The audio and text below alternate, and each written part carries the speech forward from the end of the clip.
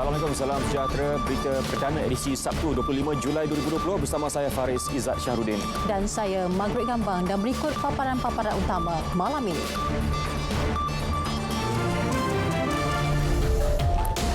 Hampir 3,000 individu diberi tempoh sehingga esok untuk jalani saringan COVID-19 kali kedua.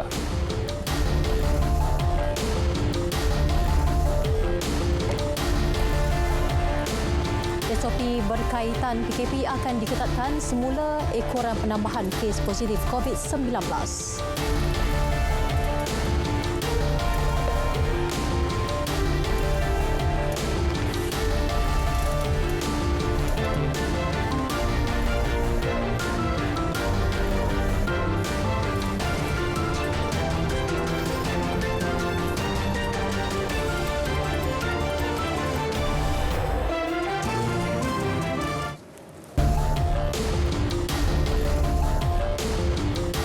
Kerajaan memberi amaran keras kepada 2,897 individu di kuarantin wajib di rumah yang masih gagal menjalani ujian saringan COVID-19 kali kedua pada hari ke-13 kuarantin. Ya, Menteri Kanan Keselamatan Datuk Seri Ismail Sabri Yaakob menegaskan mereka diberi tempoh sehingga esok untuk berbuat demikian.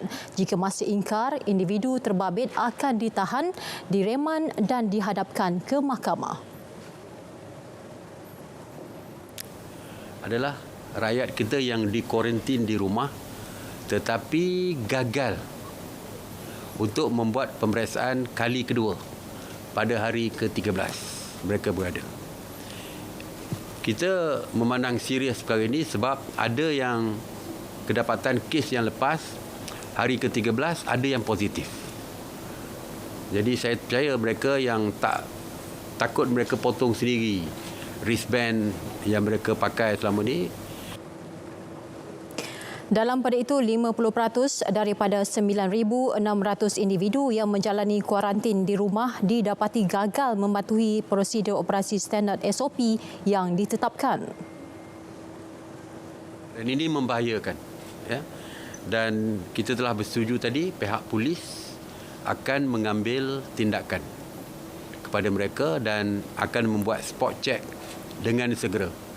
Akan membuat pemeriksaan berkala di rumah mereka. Ini 9,600.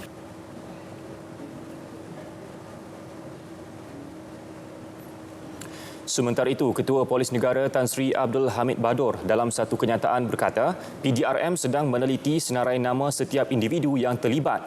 Dua kategori kumpulan kini sedang dijejaki polis. Kumpulan pertama membabitkan 2,897 individu yang gagal jalani saringan kedua COVID-19 pada hari ke-13 kuarantin semalam. Manakala kumpulan kedua membabitkan lebih 9,600 warga negara yang baru pulang dari luar negara dan sedang menjalani kuarantin di rumah masing-masing. Tegas Tan Sri Abdul Hamid, tindakan undang-undang akan dikenakan terhadap individu yang ingkar termasuk penjara maksimum 2 tahun serta denda. Ya, susulan kebimbangan peningkatan kes COVID-19 di negara ini dalam tempoh hampir seminggu, kerajaan secara dasarnya setuju untuk mengetatkan semula SOP berkaitan Perintah Kawalan Pergerakan PKP yang telah dilonggarkan di bawah pelaksanaan PKP Pemulihan PKPP. Ya, Datuk Seri Ismail Sabri berkata, keputusan itu dipersetujui dalam mesyuarat khas menteri-menteri berkenaan pelaksanaan PKP hari ini. Kita telah pun bersetuju dalam mesyuarat khas tadi untuk memperketatkan SOP yang kita longgarkan satu ketika dulu. Besok kita telah arahkan jawatan kuasa teknikal untuk berbincang, terutamanya meneliti SOP tentang sambutan Hari Raya Aidiladha. Kita akan bincangkan. Begitu juga dengan kru daripada kapal yang membuat sign on yang turun sebelum mereka berlepas ke kapal ataupun berlepas daripada negara mereka untuk ke kapal mereka ataupun daripada kapal untuk balik ke negara mereka. Kerana kita dapati kes import yang kedua terbesar adalah melalui kes-kes melibatkan klasi-klasi kapal. Datuk Seri Ismail Sabri memaklumkan hasil perbincangan pada mesyuarat jawatankuasa teknikal esok akan dibentangkan ketika mesyuarat khas menteri-menteri pada Isnin ini sebelum keputusan dibuat. SOP berkaitan sambutan Aidiladha yang bakal disambut pada Jumaat hadapan ujarnya juga bakal diumumkan pada Isnin. Hari Isnin, jawatankuasa teknikal akan come out dengan cadangan mereka dari segi SOP Raya Haji dan berbagai-bagai SOP lain. Raya Haji ni pun kita bimbang balik ke kampung, takut sebaran berlaku di kampung-kampung pula. Ya, kalau di Hari Raya Aidilfitri kita ada SOP kita. Tak boleh lebih 20 orang penerima tetamu dan sebagainya. Tapi Raya Haji kita tak tetapkan. Dan kita akan tetapkan. By Monday saya akan umumkan. Beliau turut menegaskan pihak polis tetap akan menjalankan pemantauan sepanjang sambutan Aidiladha nanti dan tangkapan akan dibuat sekiranya orang ramai ingkar dengan SOP yang ditetapkan. Ya, jumlah mereka yang ingkar arahan PKPP turut menunjukkan angka mendukacitakan. Hampir 1,300 orang ditahan dalam tempoh seminggu lalu. Semalam, 330 individu lagi ditahan kerana ingkar arahan PKPP yang memasuki hari ke-44. Daripada jumlah itu, 23 individu direman, 3 individu dijamin dan 304 individu dikompaun. Datuk Seri Ismail Sabri dalam satu kenyataan berkata kesemua mereka terlibat dalam aktiviti dengan melibatkan kehadiran orang ramai yang menyukarkan penjarakan sosial. Sementara itu, pasukan petugas khas pematuhan PKPP telah memeriksa 3,986 pasaraya, 5,580 restoran dan 1,408 penjaja. Begitu juga 1,142 kilang, 3,639 bank dan 755 pejabat kerajaan. Turut diperiksa 1,122 terminal pengangkutan darat, 273 terminal pengangkutan air serta 130 terminal pengangkutan udara.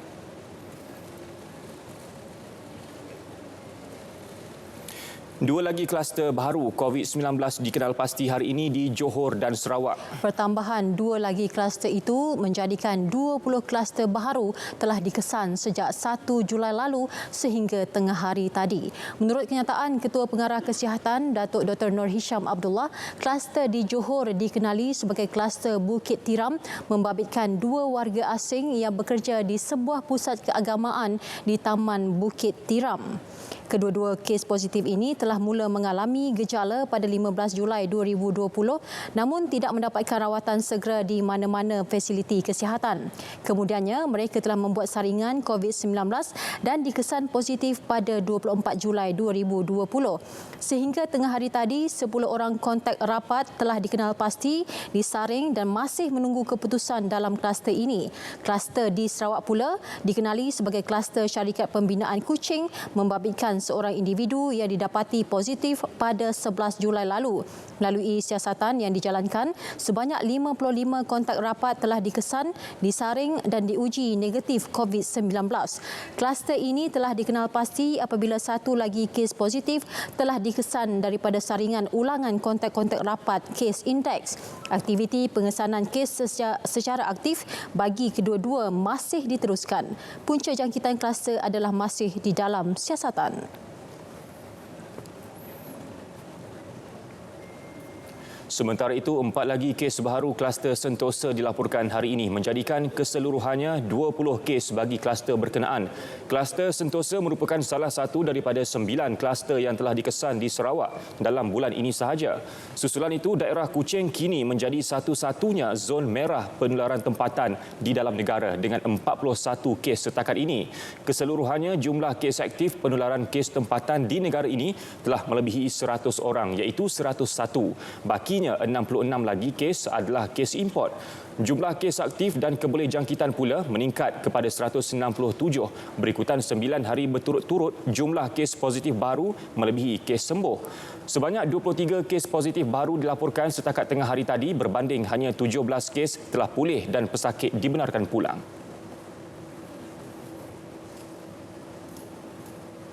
Ya, berikut status terkini COVID-19 dalam negara. Diikuti data kes positif harian mengikut negeri-negeri.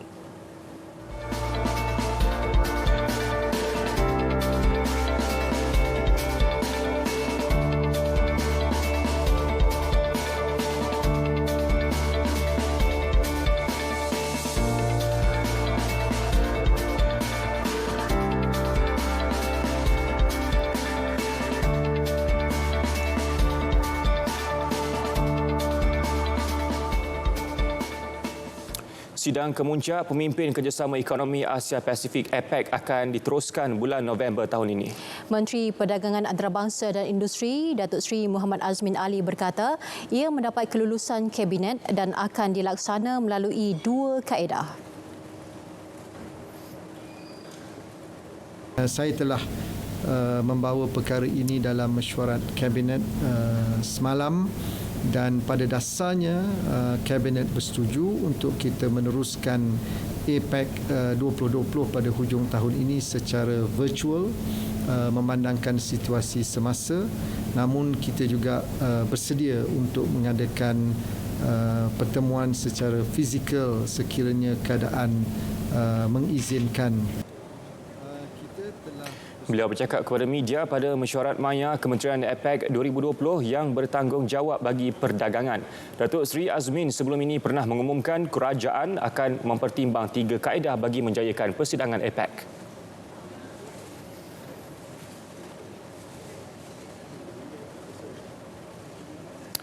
Dalam pada itu, Datuk Seri Azmin berkata visi pasca 2020 APEC akan dilancarkan Disember ini seperti yang dijadualkan. Jelas beliau, perubahan format dalam mesyuarat tahun ini tidak akan menjejaskan matlamat anggota APEC untuk merangka pelan tindakan dan strategi baharu. Post 2020 vision ini penting oleh kerana Bogo Goals akan tamat pada tahun ini.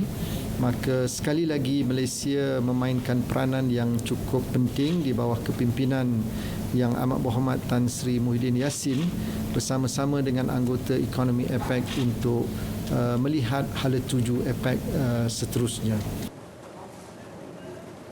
Pegawai-pegawai kanan akan mengadakan pertemuan sebanyak 4 kali lagi sebelum mengemukakan visi pasca 2020 kepada menteri-menteri APEC.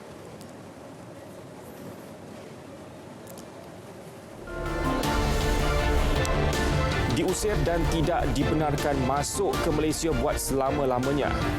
Ingin tahu siapa? Teruskan bersama kami kerana perinciannya seketika nanti.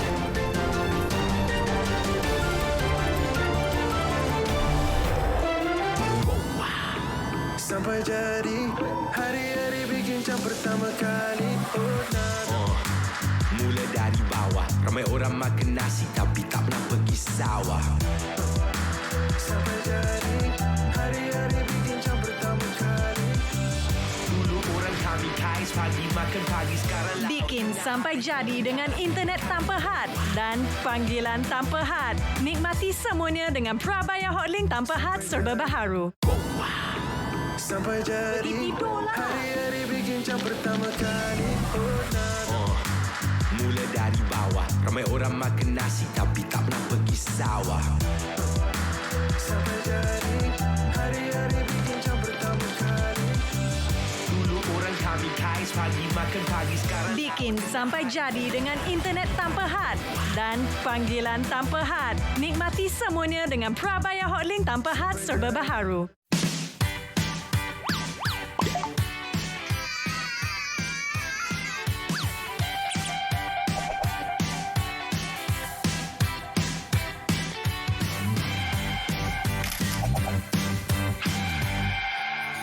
Inilah senario yang berlaku sekarang.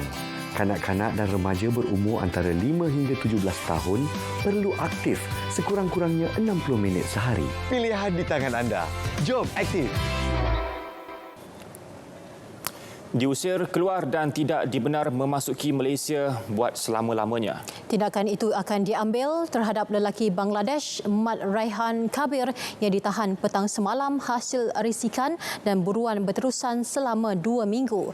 Ketua Pengarah Jabatan Imigresen Datuk Indra Khairul Zaimi Daud berkata, pemuda berusia 25 tahun itu ditahan sepasukan pegawai imigresen dari unit risikan operasi Jabatan Imigresen Putrajaya kira-kira 5.45 petang semalam di Setapak. Dalam satu temu bual dengan stesen penyiaran Al Jazeera, Raihan membuat pelbagai dakwaan tidak tepat berhubung layanan pihak berkuasa Malaysia terhadap pendatang asing tanpa izin parti ketika pelaksanaan Perintah Kawalan Pergerakan PKP. Jabatan Imigresen sebelum ini memohon bantuan orang awam menjejaki individu berkenaan di alamat terakhirnya di Sirhan Legasi Sendirian Berhad B79 Menara Uncang Emas di Jalan Lok Yu, Kuala Lumpur.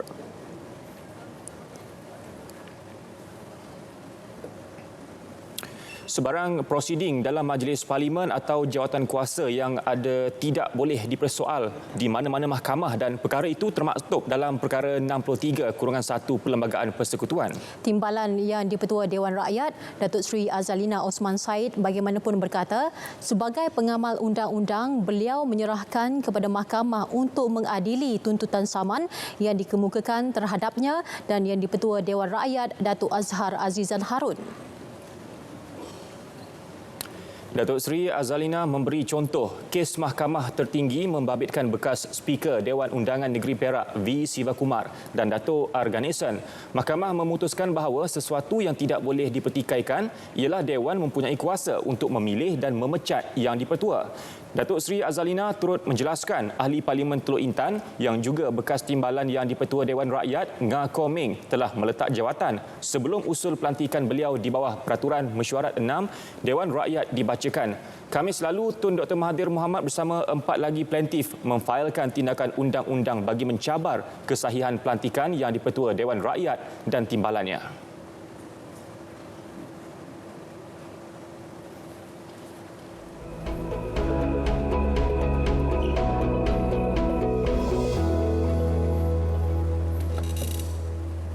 Assalamualaikum dan salam sejahtera. Pada ketika ini, negara kita menerima pengaruh angin daripada arah tenggara dengan kelajuan yang agak sederhana sekitar 10 hingga ke 20 km sejam dan dengan keadaan angin yang kurang signifikan ini, buat masa kini Malaysia tidak mengeluarkan sebarang amaran angin kencang serta lok bergelora di mana-mana kawasan Peran di rantau negara kita.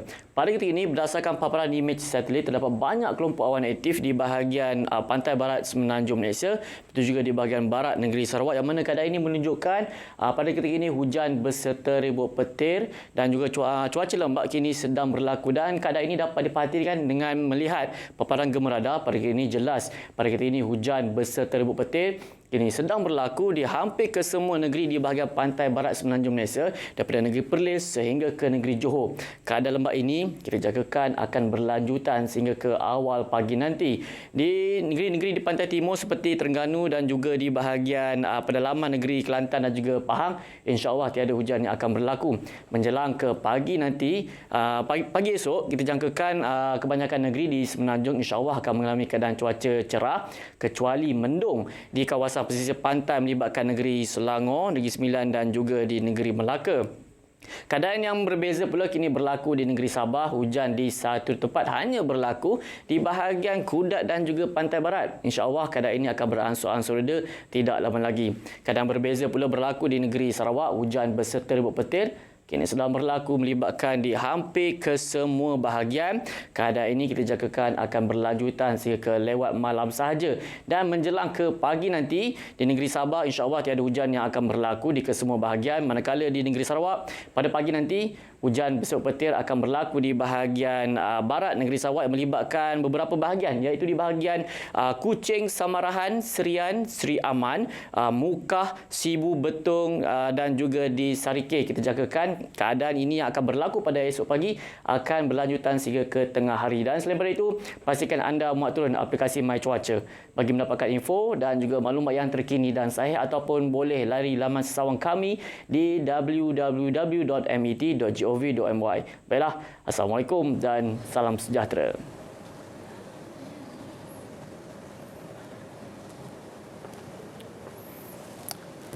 Baik, beralih ke perkembangan ini. Bayaran tunai berjumlah $2.5 bilion daripada Goldman Sachs yang merupakan sebahagian penyelesaian tuntutan tertunggak dana 1MDB akan diterima dalam tempoh 2 bulan. Menteri Keuangan Datuk Seri Tengku Zafrul Tengku Abdul Aziz berkata, wang itu akan diuruskan satu tabung amanah dan digunakan untuk membayar hutang 1MDB. The funds that we retrieve and recover from this incident, from this issue about 1MDB, will be used to pay back the debt of 1MDB. It will be put into a trust account, which is specified only to pay all kita hutang 1MDB. Baki sebanyak $1.4 bilion akan dibayar selepas aset yang berkait dengan hasil yang telah diseleweng dikembalikan semula kepada kerajaan. Semalam, Kementerian Keuangan mengumumkan sejumlah $4.5 bilion telah diterima Malaysia setakat ini daripada Jabatan Kehakiman Amerika Syarikat berkenaan dana dan aset 1MDB. Tengku Datuk Seri Zafrul ditemui media semasa melakukan lawatan kerja ke Yayasan Hasanah di Shah Alam.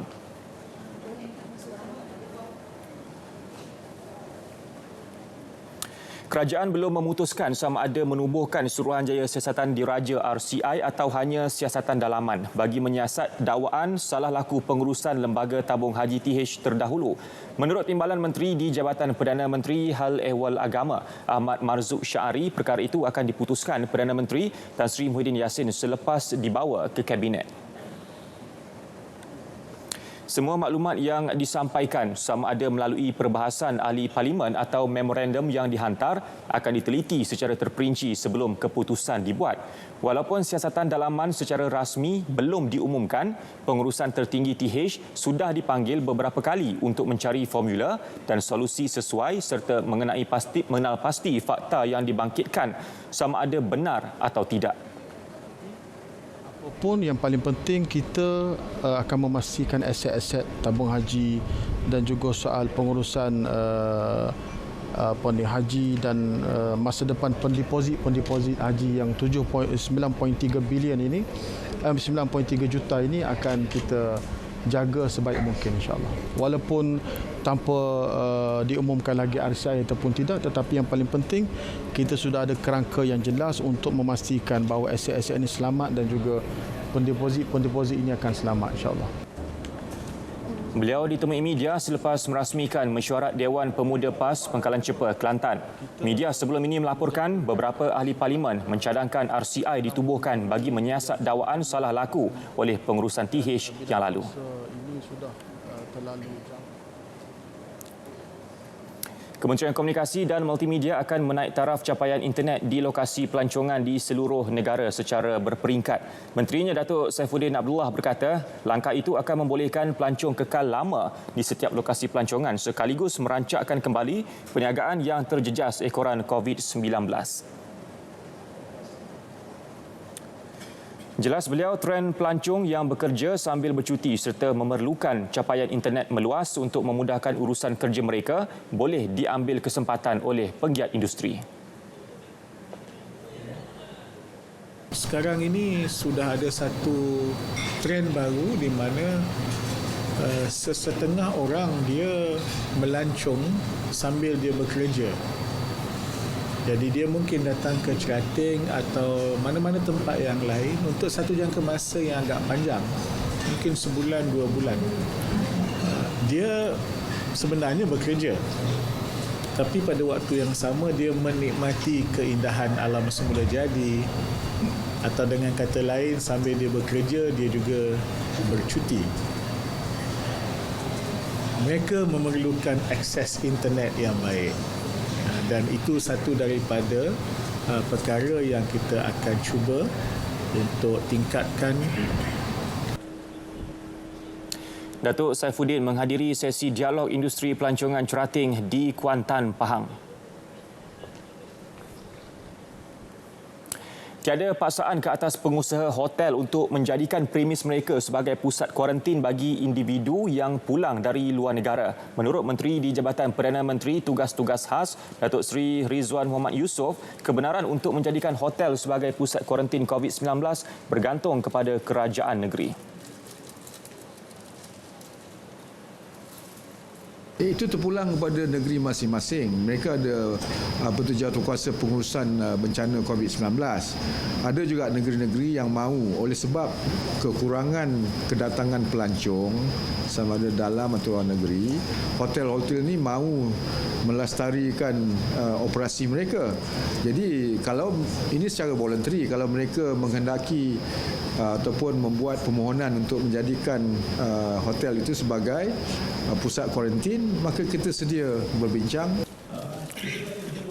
Beliau mengulas keputusan Kerajaan Negeri Melaka yang tidak membenarkan hotel dijadikan pusat kuarantin COVID-19.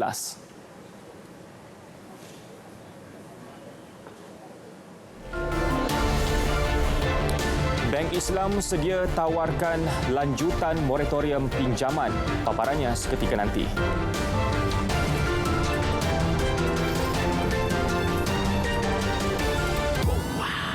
Sampai jadi hari-hari bincang pertama kali. Mula dari bawah, ramai orang makan nasi tapi tak pernah pergi sawah. Sampai jadi hari-hari bincang pertama kali. Dulu orang kami kais pagi makan pagi, sekarang Bikin sampai jadi dengan internet tanpa had dan panggilan tanpa had. Nikmati semuanya dengan Prabaya Hotlink tanpa had serba baharu.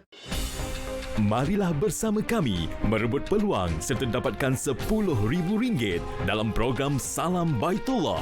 Pelbagai hadiah menarik menanti anda menerusi kuis harian dan kuis terkumpul dengan menonton program Salam Baitullah. Bermula 18 Julai hingga 1 Ogos 2020. Terus kekal amalkan gaya hidup afiat. Sesudu nikmat, sebesar manfaat. Hello? Ya, Mak? Iya, saya baliklah ni. Cuti dah lulus dah ni. Cik Zahra. Bukan main banyak lagi guna apa ni, cecair pembasmi kuman ni. Lebih baik tuang dalam air, mandi je satu badan. Ya, Bapak tu ni. Ada-ada je. Mak tahu tak, benda ni penting tau di kala COVID-19 ni. Zahra, tak payahlah. Tengok ni ha. Tak pakai apa-apa. Elok je. Amboi Mal, walaupun kes tu ada kala tu nampaklah trend menurun, tapi SOP kita tetap kena jaga Mal. Iyalah tu. Hai Mat. Happy semacam je. Cuti lulus lah tu. Mestilah lulus. Aku nak balik kampung. Mak aku baru telefon tadi tau. Mac, dalam seronok-seronok nak balik kampung tu, SOP tu jangan lupa tau. Betul tu Mac. Ada SOP dia. Tapi bila cakap pasal SOP ni, SOP juga. Janganlah macam sahabat kita seorang ni. Sampai nak mandi luluh, mandi bunga dengan apa, cecair pembasmi kuman dia tu. SOP Nak Google jap. Oi. Apa ni? Alah, takkan itu pun nak Google. Kan aku dah kata, benda-benda SOP ni tak payah. Grafik SOP balik kampung tu awak dah siapkan? Awak main game Kamal? Kan awak kena siapkan petang ni juga. Ni bos, kami semua tadi duk berborak pasal SOP balik kampung. Tapi bos, Kamal bos. Dia katakan tak payah nak jaga SOP sangat.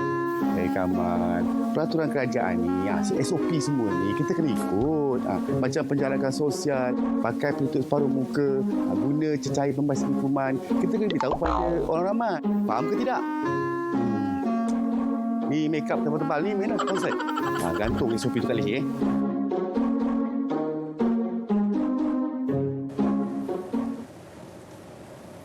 Tak sabar nak balik kampung Mac. Ya, betul.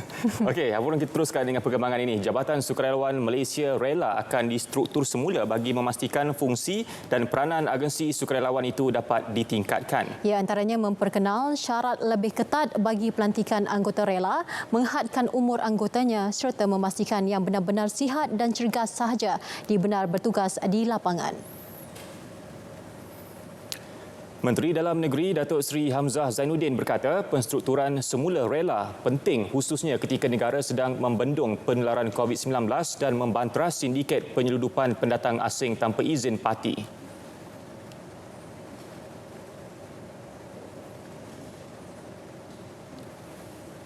Tindakan itu akan diambil oleh pegawai penguatkuasa yang lain, mungkin PDRM, Jabatan Immigration. Tapi sebagai mata dan telinga, mereka sepatutnya sanggup berjuang bukan hanya apabila pakai baju, tetapi bila tanpa bertugas pun mereka sentiasa mempunyai menghayati semangat sebagai seorang anggota sukarela.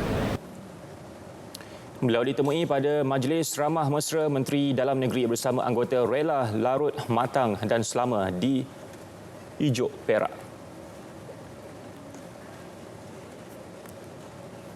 Datuk Seri Hamzah turut memaklumkan Kementerian Dalam Negeri KDN akan memperhalusi prosedur operasi standard SOP penggunaan senjata api anggota rela khususnya yang terlibat dalam operasi berisiko. Dan ke arah itu, rela akan mengikut kaedah penggunaan senjata api yang betul dan ditetapkan PDRM. Kita juga nak memastikan bukan semua anggota rela boleh pegang shotgun. Tapi kita akan periksa dari segi kesihatannya, matanya, semua mencukupi, boleh dan kemudian diterima baik oleh PDRM sebagai mereka yang layak, barulah kita benarkan. Itu baru kita mulakan semula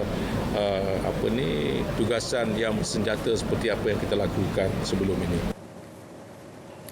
Sebelum ini, rela pernah dibekalkan senapang patah tetapi terdapat masalah dari segi penyalahgunaan dan penyimpanan senjata berkenaan serta SOP yang longgar.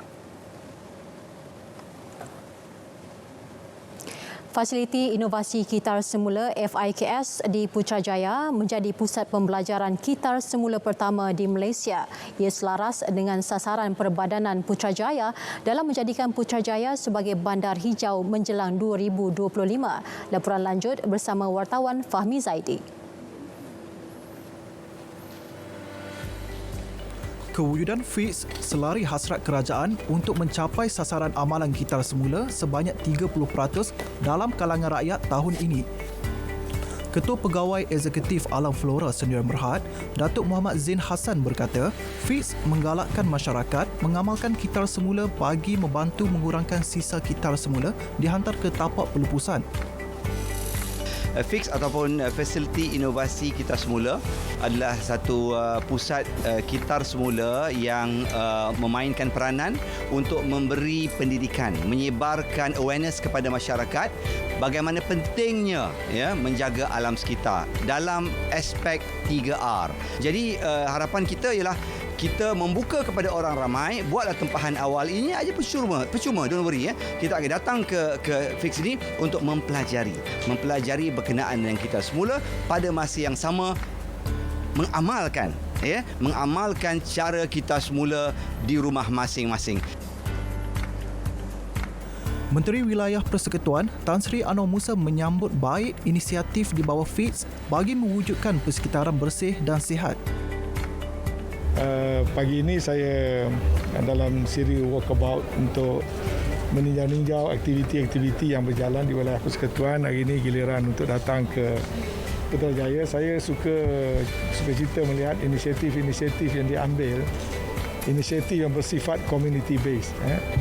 Empowering community adalah satu perkara yang seharusnya diteruskan. Hari ini kita lihat bagaimana program menggunakan kawasan-kawasan yang mungkin terbiar ataupun tanah-tanah reja ataupun tanah-tanah yang tak dipakai telah digunakan untuk menjayakan konsep urban farming. Tan Sri Anwar turut melakukan lawatan ke kebun komuniti Presin 14 dan tapak lebah kelulut LA 21 Presin 15.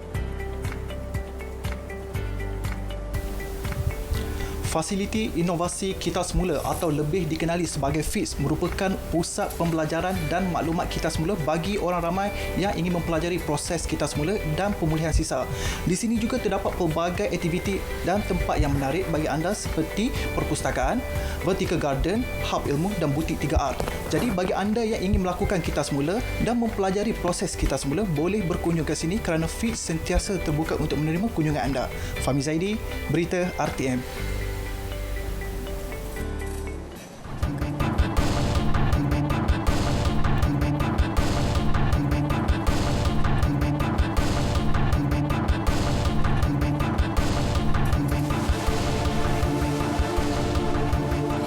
Islam sedia menawarkan lanjutan moratorium kepada peniaga yang terjejas disebabkan penularan COVID-19. Namun, jelas Ketua Pegawai Eksekutifnya, Muhammad Muazzam Mohamad, ia masih bergantung kepada kes-kes tertentu. Tetapi mungkin ada setengahnya tidak memerlukan dana tambahan, cuma memerlukan some breathing space. Mungkin maknanya bila kita tengok balik perniagaan tu mungkin pada bulan Disember baru dia mula pick up balik. Jadi untuk perniagaan seperti ini mungkin kita akan lanjutkan moratorium dia. Justru pelanggan disaran untuk segera berjumpa dengan wakil bank di cawangan terdekat bagi mendapatkan penjelasan mengenai moratorium. Bagi kes-kes tertentu, Bank Islam juga menawarkan program penstrukturan dan penjadualan untuk mengurangkan beban kewangan pelanggan. Muhammad Muazzam menjelaskannya pada sesi webinar bertajuk Perusahaan Kecil dan Sederhana Pasca Perintah Kawalan Pergerakan Mendepani Perubahan Lanskap Anjuran Bank Islam. Dalam pada itu, Bank Islam menggesa status pelepasan automatik bagi peniaga yang telah bankrupt dikaji semula. Jelas penasihat PKS Bank Islam, Datuk Dr. Hafsah Hashim, langkah itu mampu membantu mereka untuk kembali menjalankan perniagaan dengan kadar segera selepas kes kebankrapan selesai.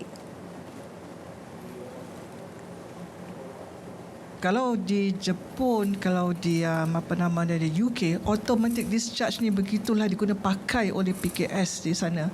Sebab di situ dia ada, kalau selepas 3 tahun, automatically after you are declared a bankrupt, right, you can get back into business.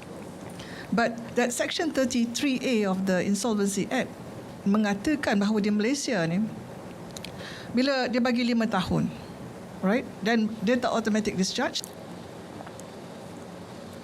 Peniaga yang telah bankrupt perlu membuat permohonan kepada Ketua Pengarah Jabatan Insolvensi terlebih dahulu untuk mendapat kelulusan memulakan perniagaan semula.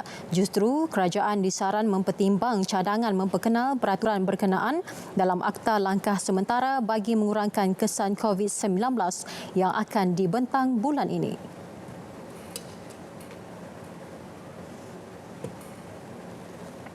Projek demonstrasi 5G di Langkawi nyata memberi impak besar dalam pelbagai sektor termasuk keselamatan, pelancongan dan pendidikan. Justru Kementerian Komunikasi dan Multimedia akan bekerjasama dengan Suruhanjaya Komunikasi dan Multimedia Malaysia MCMC mewujudkan bandar pintar baharu sama seperti Pulau Langkawi. Timbalan Menteri Komunikasi dan Multimedia Datuk Zahidi Zainul Abidin berkata, kecanggihan rangkaian teknologi 5G mendorong usaha mempertingkat inisiatif digital negara secara menyeluruh. Beliau berkata sejak Perintah Kawalan Pergerakan dilaksanakan, kawasan liputan serta kualiti kebolehcapaian perkhidmatan jalur lebar perlu dipergiat. Di samping kita nak buat 5G ni, kita nak kepentingan supaya kawasan luar bandar mendapat jalur lebar sepenuhnya. Konektiviti di luar bandar ni juga kita akan cuba sedaya upaya untuk mereka semua mendapat faedah konektiviti dan jalur lebar sehingga kawasan luar bandar. Beliau mendengar penerangan berkaitan projek demonstrasi 5G di Pusat Kawalan 5G di Langkawi. Projek di bawah MCMC itu bermula Oktober 2019. Tapah menjadi lokasi pertama bagi siri jelajah Karnival Penjana Kerjaya Perkeso Perak 2020. Program yang diperkenalkan pada 15 Jun lalu berjaya menarik minat 16,000 majikan berdaftar dengan 6,000 pemohon telah berjaya mendapatkan pekerjaan. Menteri Sumber Manusia Datuk Seri M. Sarabanan berkata Karnival Julung Kali diadakan itu bertujuan membantu golongan yang kehilangan pekerjaan akibat pandemik COVID-19.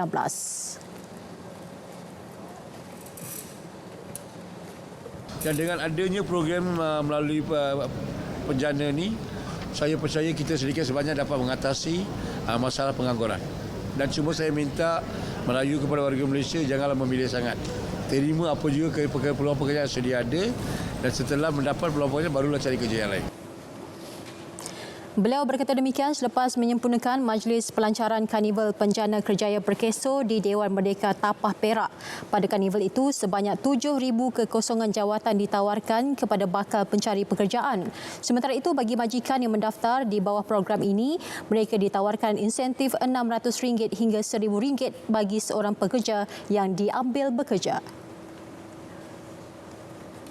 Pun ingin mengucapkan terima kasih sebab Penjana Kerjaya yang insentif ini pun sudah banyak tolong dalam keadaan yang susah inilah. Di Perak sahaja seramai 420 majikan telah mendaftar dan 510 pekerja berjaya mendapat pekerjaan.